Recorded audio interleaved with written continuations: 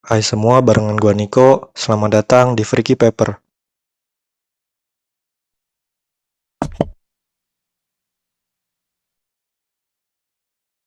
Halo semua, apa kabar? Semoga kalian semua selalu dalam keadaan sehat ya.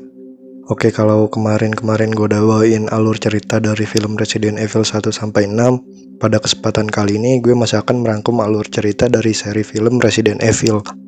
Dan kali ini filmnya berjudul Resident Evil Damnation.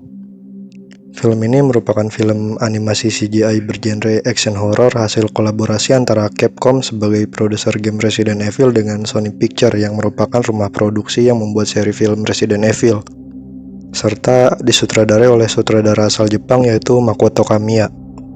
For your information, film ini punya storyline yang gak ada hubungannya sama sekali sama film-film Resident Evil yang sebelumnya gue bawakan.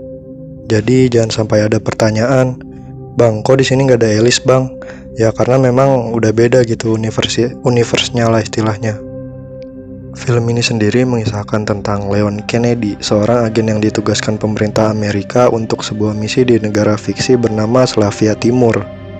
Akan tetapi belum sempat dia menyelesaikan misinya, Leon diberitahu kalau misinya itu dibatalkan. Nah, karena sudah kadung sampai di tempat misi, Leon memutuskan untuk meneruskan misinya, yaitu untuk mencari tahu penggunaan senjata biologi yang kabarnya santer beredar digunakan dalam perang saudara di negara tersebut. Bagaimana keseruannya? Kita langsung mulai aja rangkum alur ceritanya. Di awal film ini ada sebuah narasi yang mengisahkan sebuah negara fiksi bernama Republik Slavia Timur yang merupakan negara pecahan Uni Soviet. Di negara kecil ini, kapitalisme merajalela, sehingga membuat pemerintahannya dikuasai oligarki. Akibat yang ditimbulkan dari itu, para pengusaha pun jadi punya peran besar dalam pemerintahan, dan menjadikan kesenjangan sosial antara orang kaya dan orang miskin di sana sangat besar. Hal inilah yang kemudian membuat warga yang anti pemerintahan melakukan pemberontakan dan memaksa untuk memisahkan diri. Namun, kubu pemerintah di sana tak tinggal diam. Mereka pun meladeni perlawanan tersebut sehingga terjadilah perang sipil di negara itu. Setelah bertahun-tahun terjadi perang sipil, kondisi sebenarnya sempat membaik ketika Svetlana Belikova, presiden wanita pertama di Slavia Timur, mendeklarasikan gencatan senjata dengan para anti pemerintah. Kemudian Svetlana memberikan beberapa wilayah yang lebih dari cukup untuk mereka bisa kelola sendiri. Sayangnya gencatan senjata itu tidak berlangsung lama, lantaran kubu pemerintahan mengetahui bahwa di wilayah para anti pemerintah terdapat sumber daya minyak dan gas bumi yang melimpah, sehingga perang sipil pun kembali pecah. Pada kali ini kubu pemerintahan berdalih pada dunia internasional sedang berperang melawan teroris dengan tujuan tak ada intervensi berlebih dari pihak luar. Kemudian narasi ini diakhiri dengan sebuah kondisi ketika peperangan tersebut berlangsung diketahui mulai muncul rumor bahwa di antara kubu pemerintah dan kubu anti pemerintah ada yang menggunakan senjata biologi. Lalu sekarang kita masuk ke ceritanya, diawali dengan Leon yang tengah menerima panggilan dari Hunigan. Di sini Leon diberitahu bahwa misinya di Slavia Timur telah dibatalkan, karena pihak Amerika dengan pihak Slavia Timur memutuskan untuk berjalan sendiri-sendiri dan semua warga Amerika harus meninggalkan negara tersebut.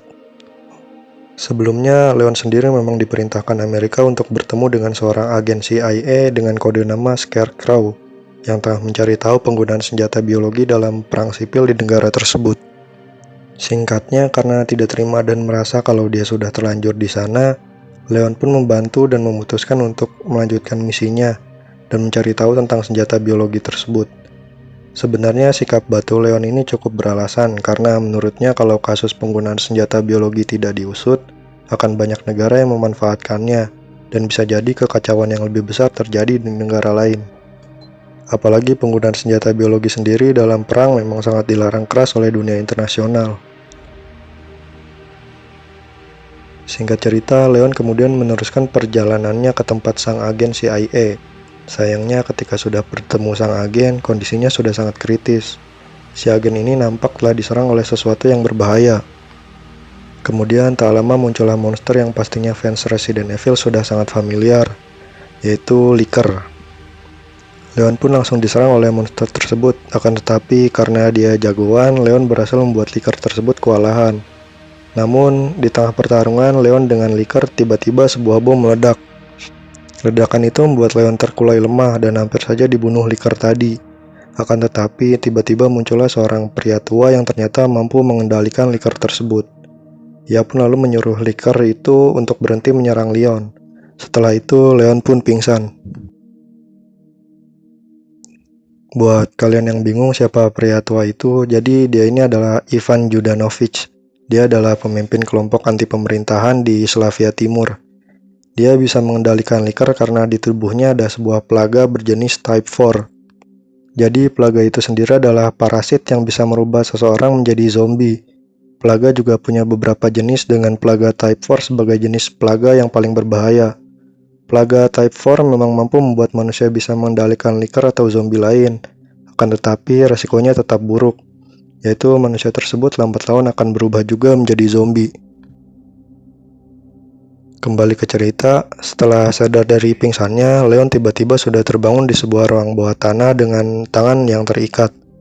Di sini dia ternyata ditahan oleh bawahan Ivan Judanovic yang bernama Buddy dan Jedi. Leon pun sempat dianggap Buddy sebagai agen CIA, namun Leon menyangkalnya.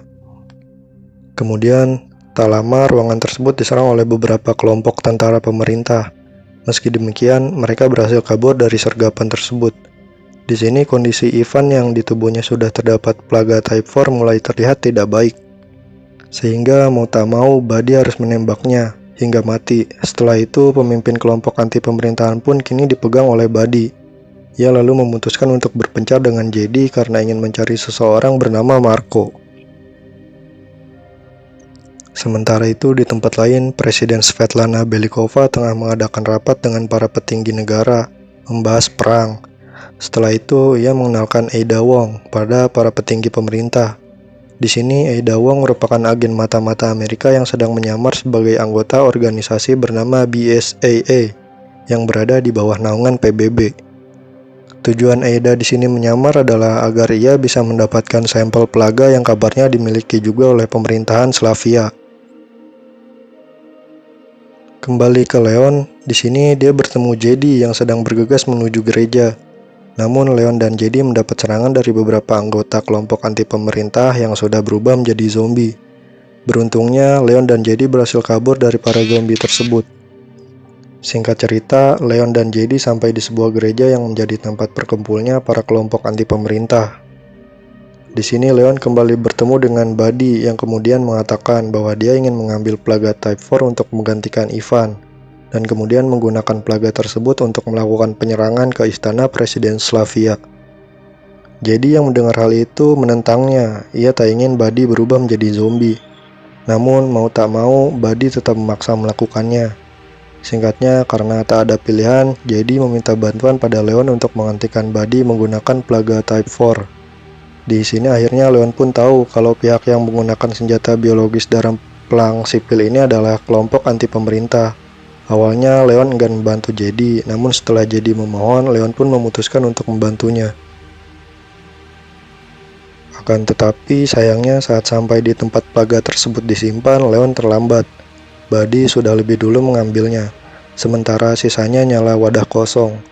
Pada scene ini, Leon juga sempat bertemu Ada. Mereka saling bertanya apa yang dilakukan di negara tersebut. Akan tetapi keduanya tidak menjawab dengan jujur. Ada pun kemudian pergi dengan memberi kabar bahwa tak lama lagi negara tersebut akan dihabisi tentara Amerika dan juga Rusia. Leon yang gagal mendapatkan plaga tersebut kemudian kembali ke gereja. Akan tetapi ternyata kondisi gereja sudah sangat kacau. Para anggota kelompok anti pemerintah sudah tewas dibunuh zombie. Ia juga kembali bertemu dengan Buddy yang mengira bahwa teman-temannya mati dibunuh Leon. Sementara itu, Jedi pun nasibnya sama, ternyata dirinya sudah berubah menjadi zombie. Di sini mau tak mau Leon pun membunuhnya. Buddy yang melihat itu pun sampai di sini masih menganggap Leon sebagai musuhnya. Leon sempat memberitahunya soal risiko penggunaan plaga tersebut, akan tetapi karena belum akrab, Buddy pun tak mengindahkannya dan kemudian kabur melarikan diri. Kemudian pagi harinya, Ada dipanggil Presiden Belikova. Di sini Ada akhirnya diketahui penyamarannya. Lalu pertarungan pun terjadi antara sang Presiden Slavia dengan Ada. Pada awalnya di sini gue ngira kalau Aida bakal mudah menang karena gue lihat si presiden ini cuma ibu-ibu biasa yang pintar berpolitik. Tapi ternyata gue salah. Presiden Belikova ini ternyata adalah seorang instruktur bela diri yang cukup sangar. Bahkan Aida pun akhirnya harus kalah dan berakhir dia dibawa dan juga ditahan di sebuah ruangan. Sementara itu di luar, Buddy yang sudah memiliki plaga Type 4 di tubuhnya pun akhirnya melakukan penyerangan ke istana presiden. Bermodal 3 truk berisi penuh liker, Buddy berhasil dengan mudah membantai seluruh tentara yang berjaga di barikade depan istana presiden. Sedangkan Leon yang berusaha menghentikan Buddy sayangnya terlambat. Leon pun kemudian bergegas mencari Buddy ke dalam istana presiden yang ternyata juga sudah diluluh lantahkan oleh pasukan liker milik Buddy. Singkat cerita, Leon menemukan sebuah ruangan besar berisi banyak sekali plaga di bawah tanah bangunan istana presiden. Di sini Leon juga kembali bertemu dengan Aida yang ternyata berhasil meloloskan diri dari tahanan sang presiden. Dalam scene ini kita juga akhirnya tahu kalau penggunaan senjata biologis di perang sipil bukan hanya dilakukan kelompok anti pemerintah, tapi juga oleh pihak pemerintah Slavia Timur sendiri. Bahkan lebih mengerikan lagi, pihak pemerintah juga membudidayakan plaga-plaga tersebut hingga jumlahnya ada ratusan, bahkan ribuan. Singkat cerita, Aida dan Leon pun ketahuan oleh sang presiden. Lalu mereka pun dikepung oleh para tentara di sana. Akan tetapi, kemudian dengan kecerdikannya, Leon berhasil menahan sang presiden. Sementara Aida kabur entah kemana. Namun di sini Leon tidak tahu kalau ternyata sang presiden ini jago berkelahi. Lalu sang presiden pun berhasil melepaskan diri dari Leon dan memerintahkan para tentaranya untuk membunuh Leon. Ketika sedang terkepung, tiba-tiba datanglah Buddy dengan pasukan likernya ke tempat tersebut. Singkatnya, liker milik Buddy berhasil membantai seluruh anggota tentara milik presiden. Tetapi sayangnya sang presiden berhasil melarikan diri. Namun sebelum melarikan diri, sang presiden ini melepaskan 2 zombie raksasa berjenis Tyrant yang sangat kuat.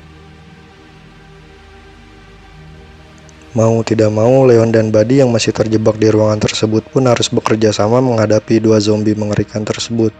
Beruntungnya berkat bantuan liker milik Buddy serta sedikit bantuan dari Aida, Leon dan Buddy berhasil kabur dan keluar dari ruangan tersebut. Tapi kalau kalian kira ini udah selesai, kalian salah besar. Karena ketika Leon dan Buddy keluar, ternyata ada 1 zombie Tyrant lagi yang menunggu mereka. Di sini kemudian terjadi duel seru antara Leon, Buddy, serta para liker menghadapi sang zombie Tyrant.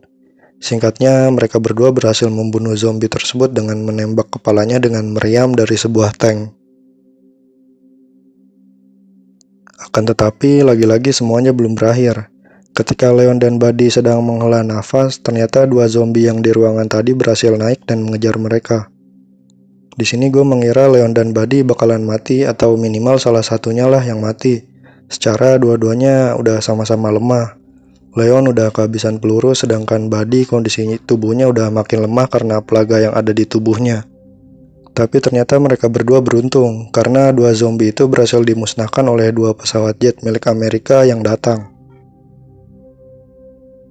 Buat kalian yang bingung kenapa bisa ada pesawat Amerika, padahal tadi di awal diceritakan kalau Amerika sudah nggak mau ikut campur masalah di Slavia.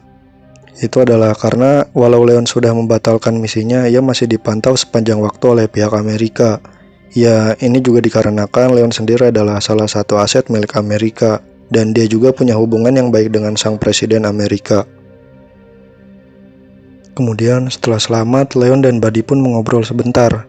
Di sini Buddy meminta Leon menembaknya agar dia tak berubah menjadi zombie. Awalnya Leon enggan melakukannya, tapi pada akhirnya Leon pun benar-benar menembak Buddy. Di akhir film kita diperlihatkan negara Slavia Timur yang sudah diduduki oleh Rusia dan Amerika. Ini dikarenakan info penggunaan senjata biologis di negara tersebut berhasil dibocorkan Aida Wong. Sehingga mau tak mau, kini negara tersebut untuk sementara pemerintahannya diambil alih oleh Rusia dan juga Amerika. Sementara sang presiden Belikova sendiri diketahui mengundurkan diri kemudian ditahan. Sedangkan Aida Wong sendiri berhasil menyelesaikan misinya mendapatkan plaga dari negara tersebut. Kemudian ada juga scene di mana ternyata Buddy masih hidup dan sedang menggunakan kursi roda. Sebelum kalian keheranan, gue akan ngasih tahu kenapa Buddy masih hidup. Itu dikarenakan saat Leon menembak tadi, Leon tidak menembak ke arah kepala Buddy, melainkan ke sumsum tulang belakangnya.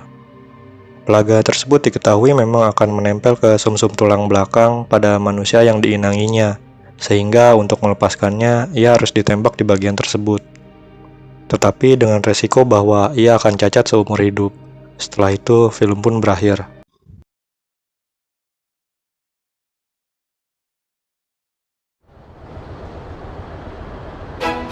Sekian rangkum alur cerita film Resident Evil Damnation. Kali ini nggak ada penjelasan karena gue merasa alurnya sudah sangat jelas semuanya. Tetapi buat kalian yang mau bertanya sesuatu atau mengoreksi sesuatu atau juga mungkin request film, silakan tulis di kolom komentar.